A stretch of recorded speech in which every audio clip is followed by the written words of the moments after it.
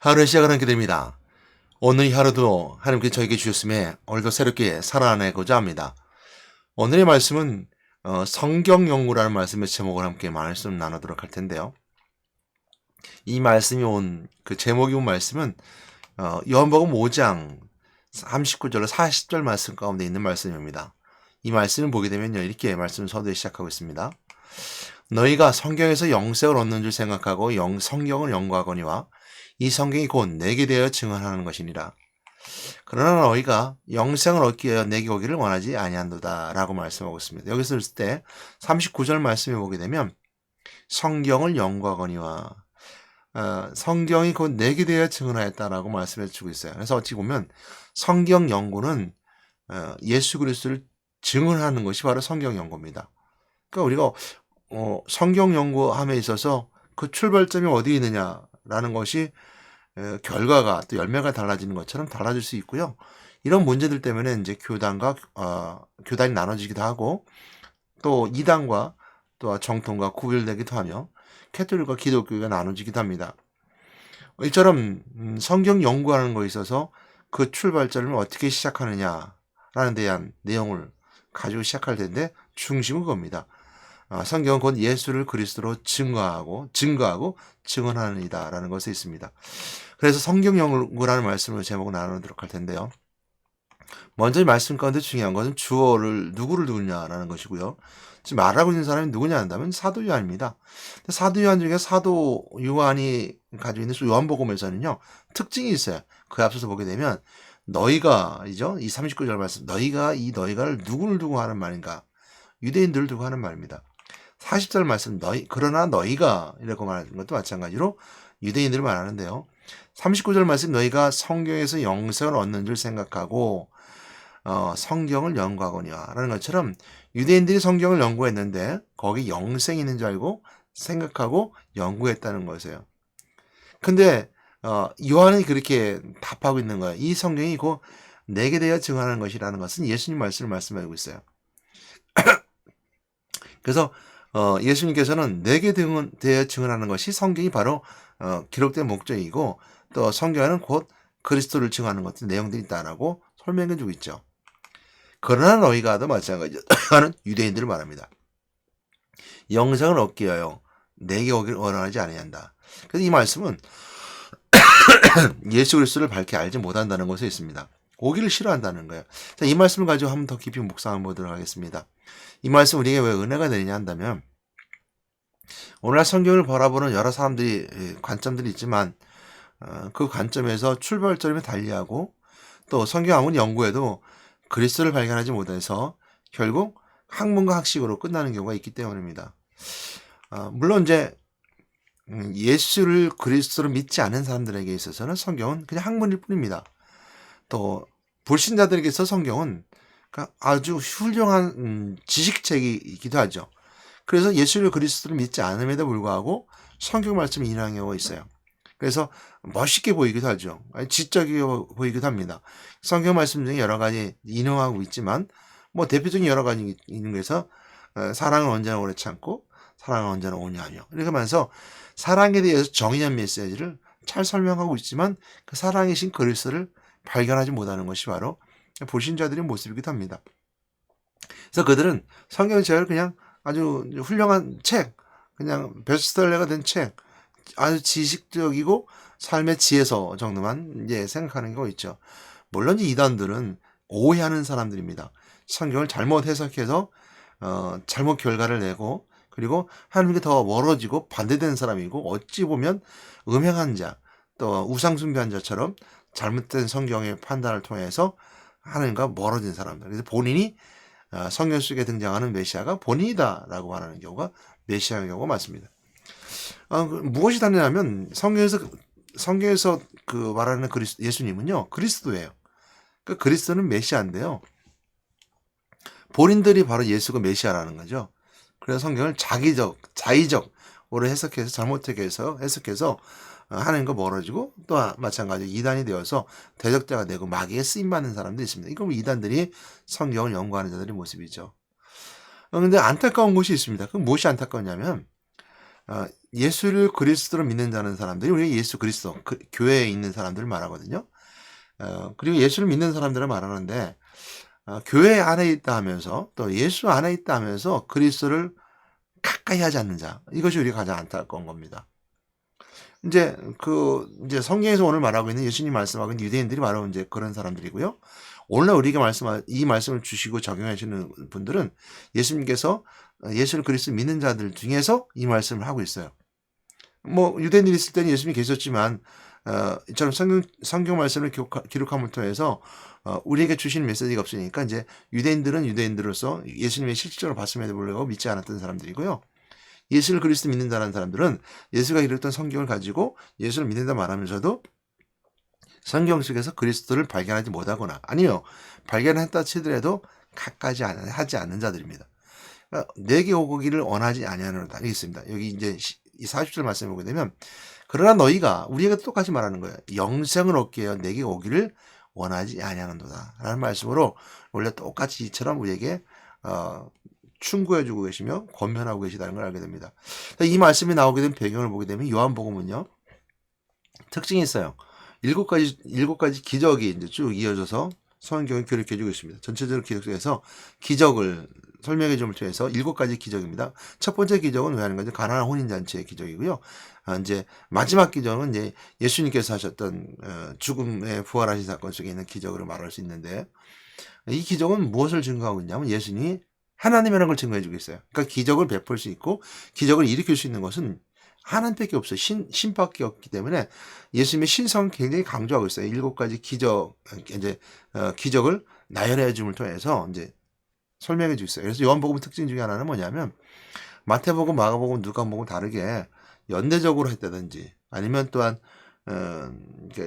족보 형태뿐만 아니라 어떤 시대적으로 분별을 했다든지 이런 것이 아니라 사건 중심별로 했어요. 그 사건 중심별이라는 건 뭐냐면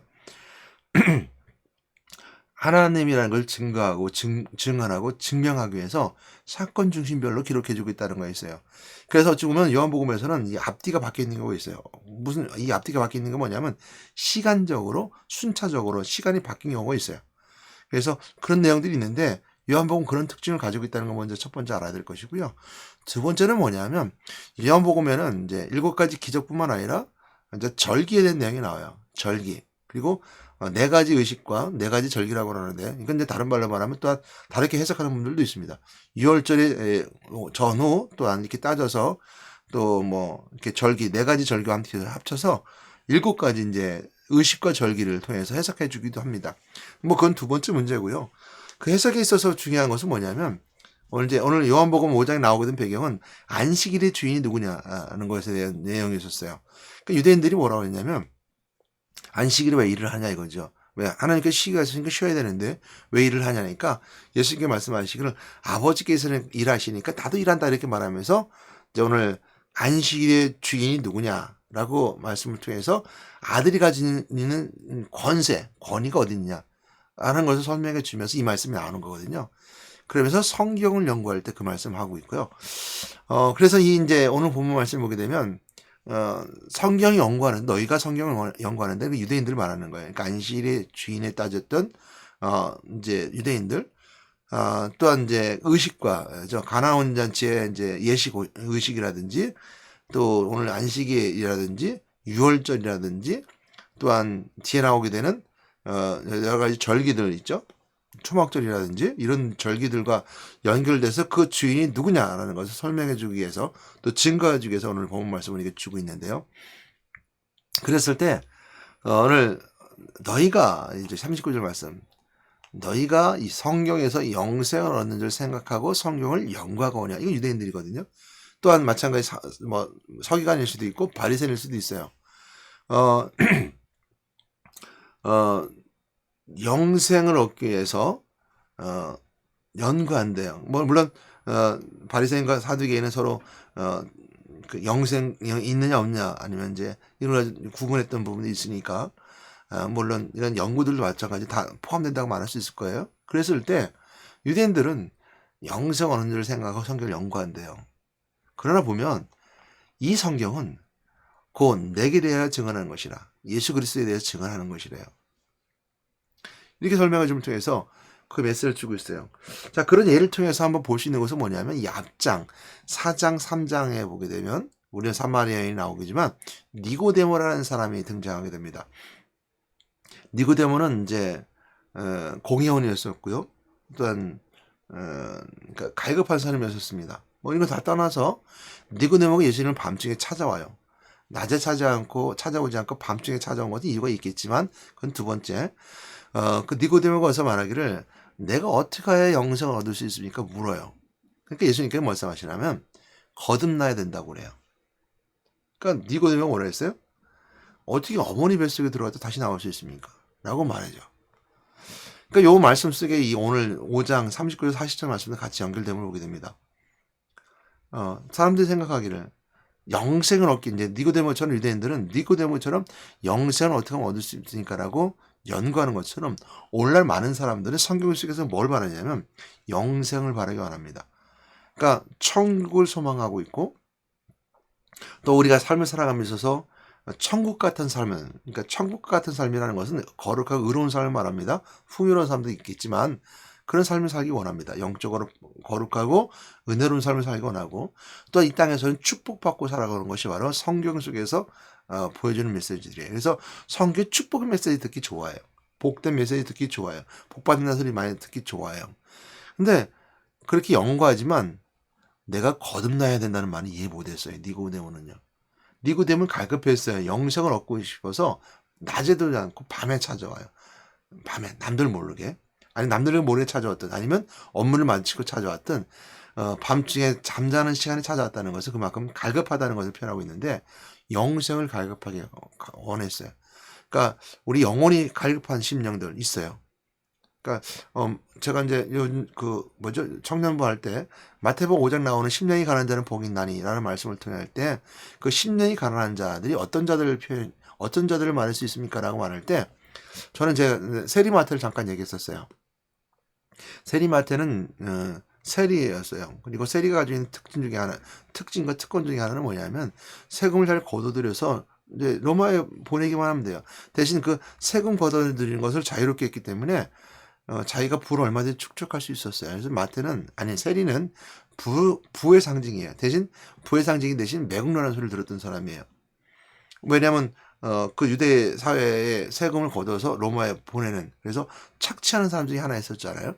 그렇기 때문에 사람들에게 지탄을 내렸어요. 저기 로마에 지금 이렇게 그 앞잡이 노릇하는 사람, 또 우리 민족을 이렇게 그 세금을 걷어서 착취하는 사람, 이렇게 가질 수 있고 생각할 수 있었기 때문이죠. 그렇기 때문에 마태는 그런 사람이었었고, 그런 사람 속에 항상 뭐가 있었냐면 제 생각에는 항상 그 마음속에 갈급함이 있었다고 생각해요. 부자였지만 또 권력도 있었지만 항상 그 마음속에 갈급한 거, 이것을 우리가 느낌을 알 수 없지만 그 마음속에 있는 걸 알 수 있어요. 또 부자들이 가질 수 있는 그런 부분도 있거든요. 오늘 공회원이었던 니고데모가 예수님 찾아왔을 때 마찬가지예요. 권력은 쟁취했고 성취했고 부가 있어서 부를 누리고 있지만 항상 그 속에 허무함이 다가온다는 거. 또 갈급함이 있다는 거. 뭔가 찾고자 하는, 거룩함을 찾고자 하는 그 갈급함이 있다는 거. 그랬을 때 예수님께서 세리마태에 가서 말하길 너 나 따라와라. 그러니까 마태가 모든 걸 다 버리고 예수님을 따르잖아요. 그 배경 속에 있었던 건 뭐냐면 그 심령 속에 예수님께 너를 날 따라라고 하는 심령 속에 그 예수를 심어주셨기 때문에 그래요. 다 거듭난 거죠. 다 버리고 예수님을 따랐잖아요. 다 모든 거, 자기가 있는 모든 부를 다 버리고 따르는 거예요. 그러니까 세리마태를 보고 제가 심령이 가는 자는 복이 있나니 예가 되지 않을까라고 설명한 적이 있습니다. 니고데도 마찬가지예요.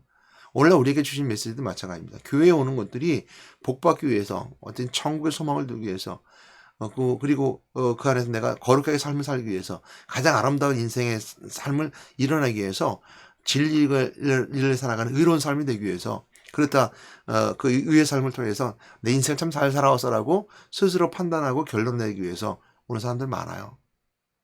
근데 오늘 유대인들처럼 그 말씀함에도 불구하고 뭐예요? 너희가 성경에서 영생 얻는 줄 생각하고 성경을 연구하거냐, 연구한대요. 본대요, 공부한대요.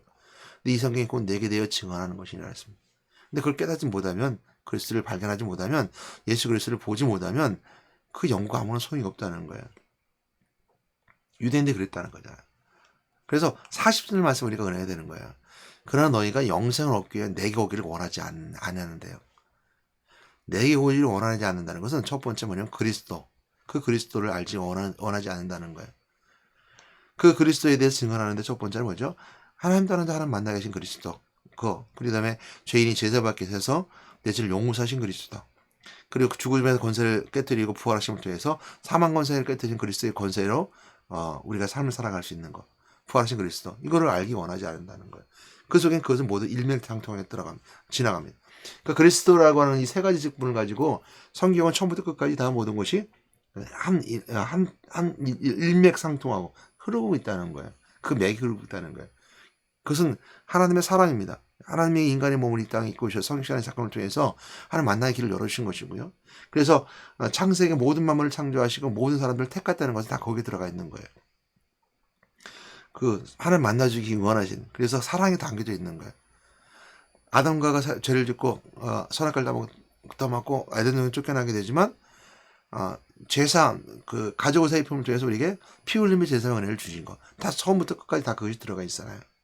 마지막 오신 그날까지 마찬가지고 부활하신 그리스도를 통해서 누구든지 예수님이 다시 강림하실 때, 공주 임재하실 때, 또 그 우리가 휴거되어지게 되고, 또 그 낙원인 사람이 다시 깨어나게 되는 이런 모든 것들이 뭐죠? 부활하신 그리스도의 권세로 왕대신 그리스도의 권세를 누릴 수 있는 거예요. 이 그리스도로 다 일맥상통하게 흐르고 있다는 거예요.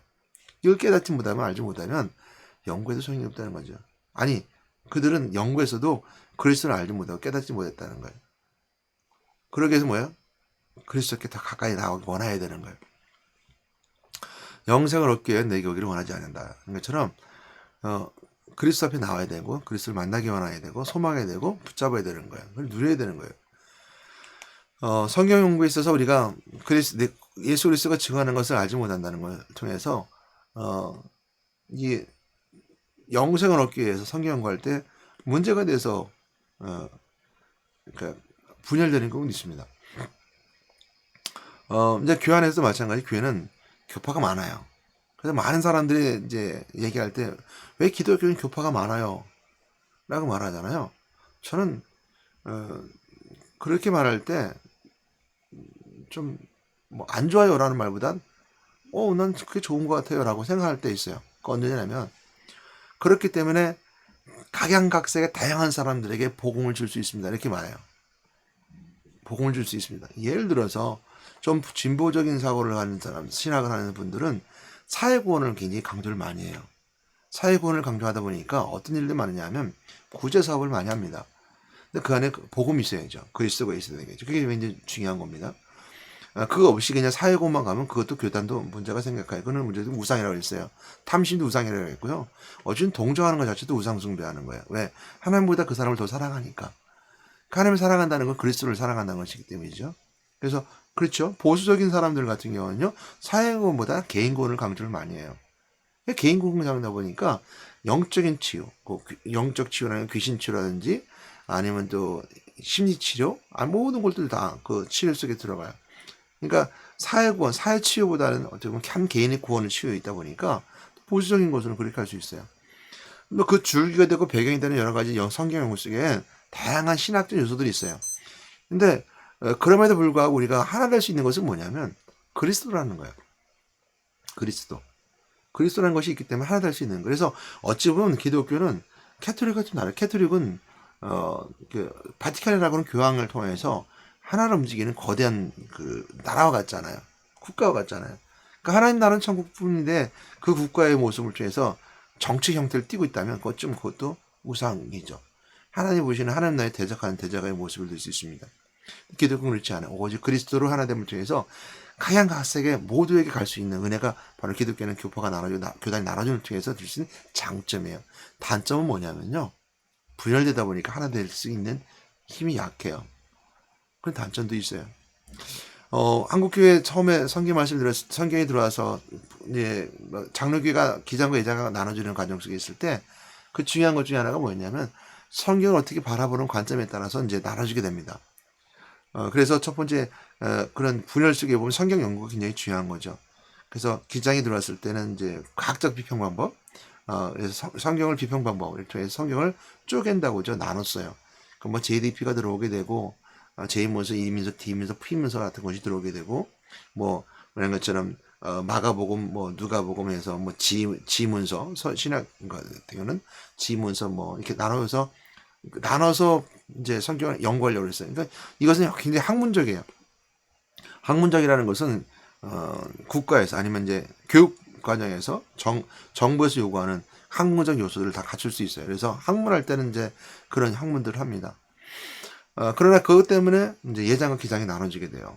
그래서 60년대에 이제 기장과 예장이 나눠서 성경 해석하는 방법이 나눠지게 되고, 그래서 이제 예장 같은 경우는 이제 성경 말씀을 어떻게 나눠지고 쪼갤 수 있느냐. 1.1부터 하나님의 말씀은 다 변함이 없고 진실되다. 둘 다 틀린 말 아니거든요. 근데 거기서 중요한 것이 있어요. 그게 뭐냐면 그리스도예요. 그리스도가 있기 때문에 하나가 되는 거예요. 기독교라고 그러는 거예요. 성경을 바라보면 다양하게 바라보지만 기독교라는 것은 그리스도를 하나로 볼 수 있는, 그래서 중심이 되는 거면 그리스도를 중심이 되는 거예요. 원래 이 39절만 굉장히 중요한 겁니다.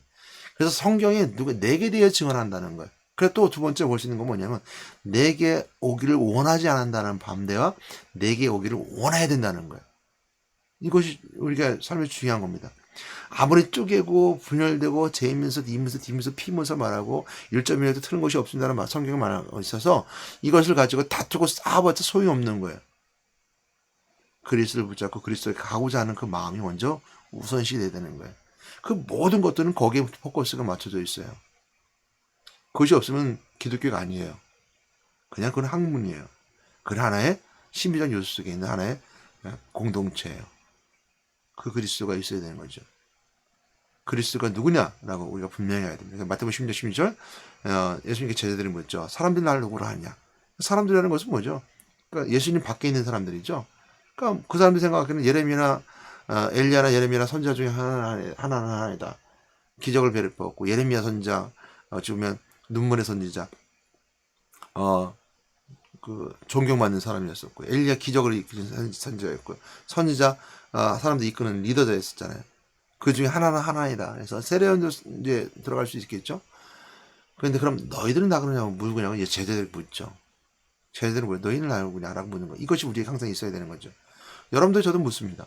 여러분 스스로 한번 생각해 보세요. 내가 믿는 예수가 누구냐라는 거. 예수님 똑같이 물어요. 너희들은 나를 누구라 하느냐라고. 제자라면 뭐라고 대답해야 되는 거 분명히죠. 베드로는 그렇게 대답합니다. 주는 그리스도시요 살아계신 하나님의 아들이십니다. 라고 고백하죠. 이렇게 고백했던 베드로가 나중에 사단아 내 뒤로 물러가라 라고 하는 베드로가 사단의 칭호까지 들을 정도. 예수님 3번씩이나 부인한 사람 바뀌지만 그 고백은 바로 그 모든 걸 대변해주고 있어요. 베드로의 모든 것을 다 대변해주고 있어요. 주는 그리스도시요 살아계신 하나님의 아들이십니다. 라고 하는 분명한 그 예수 그리스도 누구냐를 깨닫고 그 것을 가지고 내 존재성이 되야 되는 거예요. 나의 정체성이 되야 되는 거죠. 주는 그리스도시오라는 그럼 그리스도가 누구냐고 물어야 되는 거죠. 그리스도의 메시아, 기름 부음을 받은 자. 그리스도의 직분 3가지. 구약에 있어서 선지자 제사 왕의 직분을 가졌던 것처럼 오늘날 우리에게도 이 3가지 직분처럼 그대로 동일하게 우리를 통해서 역사하신 그리스도. 하나님 아들, 곧 하나님이라는 것은 성실하시는 하나님이지만 곧 하나님이라는 것. 하나님의 신성을 강조하고 있어요. 이것이 바로 마태복음 10절 16절 베드로 고백했던 그리스도죠. 그러니까 그리스도가 오기를 원한다는 것은 그리스도를 붙잡고 그리스도께 가까이 가려고 누려야 된다는 거예요. 그 뒤에는 뭐 학문적 요소 속에서 뭐 어떤 뭐 JDP가 나오든 지문서가 나오든 뭐 우선문서가 되든 마태복음이든 사복음이든 다 마찬가지들. 또 그 뒤에서 그리스도를 발견할 수 있는 요소들은 될 수 있어요. 선지자적인 그리스도를 알 수 있고 하나님 만나는 것 제3을 알 수 있고요. 또 마찬가지죠. 우리 보수적인 신학자들처럼 1.1에도 틀리지 않는다는 것 속에서도 그 말씀에 뭐 한 단어에 하나 꽂혀가지고 그 말 때문에 해석하고 그를 통해 어떻게 보면 불변하지 않는 말씀을 통해서 받아들여고 하는 이런 것 속에서도 마찬가지로 순종하고 충성하고 순수의 바람 마음 속에서도 마찬가지로 그리스도가 있어야 되는 거예요. 그리스도가 없으면 그것도 마찬가지로 아집이고 고집이고 또 그 신비적인 것이고 또한 그 보수적인 신학 속에 가지고 있었던 한 개인의 정체성도 분명하게 그리스도에게 맞춰지지 않을 수 있어요. 그렇기 때문에 우리가 먼저 항상 그리스도 오기를 원하지 않는 자들의 모습처럼 유대인은 그랬기 때문에 우리는 그리스도 오기를 원해야 되는 거죠. 니고데모에 말했던 것처럼 내가 거듭나야 되리라. 어느 뱃속에 들어갔다 다시 나올 수 있습니까? 라고 물었던 니고데모가 세상의 지식과 세상의 것들을 통해서 성경을 연구하고 바라볼 수 있었지만 그리스도를 보지 못했던 거죠. 거듭나야 된다. 오늘도 우리에게 이 말씀 동일하게 적용합니다. 여러분 예수 그리스도를 영접하고 여러분 믿음 안에 사는 사람들에게서도 동일하게 이 말씀을 적용합니다. 거듭나야 됩니다. 날마다 내가 성숙하고 성장해야 됩니다. 그러기 뭐 해야 돼요? 가까이 가야 되는 거예요. 행동이 바뀌어야 되는 거예요. 내게 오기라는 것은 온다고 하는 액티비티한 그 과정이잖아요. 움직이는 과정이잖아요. 행동하는 것이 있어야 되는 거예요. 믿음과 함께 연결된 행동이 있어야 되는 거예요. 이것이 우리가 있어야 될 때 그리스도를 통해서 성경의 참된 진리를 발견할 수 있어요. 요한복음 특징이 좀 전에 말씀드렸죠. 안식의 주인이 누구냐라는 걸 정권을 가지고 말했던 것처럼 오늘 이 본문 말씀이 나오게 된 배경이 그 속에 있게 됩니다. 우리가 할 수 있는 것은 하나 더 볼 수 있는 내용이 그거예요. 증언하는 거죠. 성경은 내게 대해 증언한다 그러는데 성경의 증언을 우리가 알 수 있는 것 중에 하나가 입니다. 이 앞장 5장 앞절에 보게 된 31절 말씀부터 이제 39절 44절까지 보게 되는데요. 39절보다 31절부터 쭉 보게 되면요. 성경이 이렇게 말씀해 주고 있어요. 32절 말씀을 보게 되면 나를 위하여 증언하신 이가 따로 있으니 나를 위하여 증언하시는 그 증인이 참인 줄 아노라. 그 너희가 요한에게 사람을 보내어 요한이 진리에 대하여 증언하느니라. 그러나 나는 사람에게 증언을 취하지 아니하노라. 다만 이 말을 하는 것은 너희로 구원을 받게 함이라 했습니다. 이 말씀하고 있는 얘기는 뭐냐면 요한복음 말씀인데요. 사람이 그리스도를 증언할 수는 없다는 거예요. 이거 틀린 말 같지만 맞는 말 같지만 틀리다는 게 뭐냐면 성경에서 기록한 예수의 가까운 좀 전에 말씀드린 마태나 니고데모나 이런 사람들을 통해서 예수님이 그를 증언한다 해서 증언될 수 없다는 거예요. 예수님은 하나님이시기 때문에 하나님을 증언할 수 있는 것은 뭐냐면 하나님만이 증언할 수 있다는 거예요. 그러나 사람을 통해서 증언하는 이유는 뭐냐? 이게 그 얘기거든요. 성육신하신 그리스도가 어떤 의미가 있느냐라는 말씀과 마찬가지로 사람을 통해서 지금 니고데모를 통해서 마태를 통해서 세리 마태를 통해서 증언하는 이유가 뭐냐면 너희로 하여금 구원을 받게 하려 함이라. 너희로 하여금 이해시켜서 구원하기 위해서 그 증언되는 내용들이 성경에 기록되어 있다는 거예요. 그래서 성경에 기록된 것이 하나님이 증언하는 것을 통해서 그리스도 증언하고 있다는 걸 말씀하고 있고요. 그 안에 여러 가지 마태복음의 니고데모의 또한 이 앞에 나오는 38년대 병자의 내용이라든지 또한 요한복음 4장에 나오는 사마리 여인이라든지 또 가나안 혼인잔치의 예수님의 어머니라든지 이런 것들이 사람에 대해서 증거하는 것은 뭐냐면 너희로 하여금 구원을 받기 위해서 증언한다는 것. 그러니까 사람의 내용으로는 예수님을 증언할 수 없다는 거예요. 하나님만이 신성인 걸 증언해 줄 수 있다. 이것이 바로 예수님께서 말씀하신 내용이고요. 그래서 오늘 보게 되면 너희가 성경에서 다시 한번 볼게요. 영생을 얻기 위해서 성경을 연구하거나 했을 때 사람으로 증거하는 것이 아니라는 거예요. 사람으로. 그러니까 사람의 것들로 증거하는 것이 아니라 하나님이 증거하신 것인데 그게 뭐냐? 그것이 성경 내용 속에는 하나님의 증거하신 내용을 발견해야 된다는 것. 그리스도를 발견해야 된다는 것이죠. 그 메시지를 여기서 31절 말씀에서 더 말씀해 주고 있어요. 오늘 성경 연구라는 말씀을 제가 함께 말씀 나눴는데요. 이 말씀을 통해서 분명한 것을 알 수 있는 것은 뭐냐면 그리스도가 바로 성경에서 증거하는 것이고 증언하는 내용이며 이 증언은 하나님이 하셨기 때문에 성경이 오시느냐는 것. 성경은 다시 말하면 하나님이 증언하고 계시는 예수 그리스도의 내용이라는 것을 우리가 깨닫고 성경의 모든 말씀들은 변함이 없는 진리일 뿐만 아니라 일자미력도 하나님께서 주신 은혜 가운데 변하지 않는 항상 성령의 역사하시는 감동된 말씀을 기록인 것을 깨닫고 그 안에 그리스도를 발견해 여러분 되시기 바랍니다. 그래서 하나님 말씀은 활력이 있고 살아있고 활력이 있어서 좌우 나서 어떤 것보다 예리하다고 했어요. 그래서 영과 간절과 골수를 찔러 쪼개기까지 한다 그랬어요.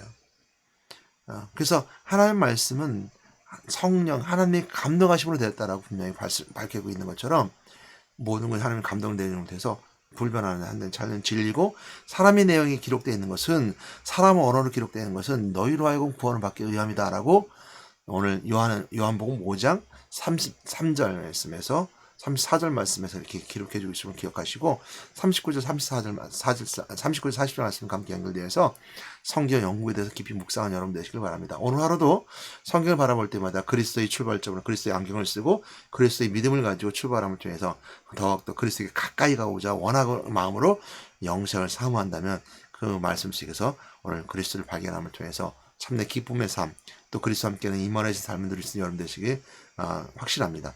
그 가운데 길 주님의 이름으로 부탁드리고 건면하며 축복합니다. 하나님 감사합니다. 오늘 말씀 속에 역사하시는 살아계신 그리스도를 발견하시는 하나님 감사합니다. 영생을 얻고자 내가 말씀을 사모하지만 아버지 하나님 그리스도의 뜻을 발견하지 못한다면, 그리스도를 발견하지 못한다면, 그리스도 내용을 발견하지 못한다면 우리는 결국 하나님과 멀어질 수밖에 없지만 우리가 그 안에 그리스도를 발견할 수 있게끔 성령의 도와주심을 통해서 하나님 감동하심을 통해서 발견하고 깨달아 정말 하나님이 증거하고 계시는 그리스도를 발견하신 저들에게 내어주시옵소서. 우리 예수 이름으로 기도했습니다. 아멘.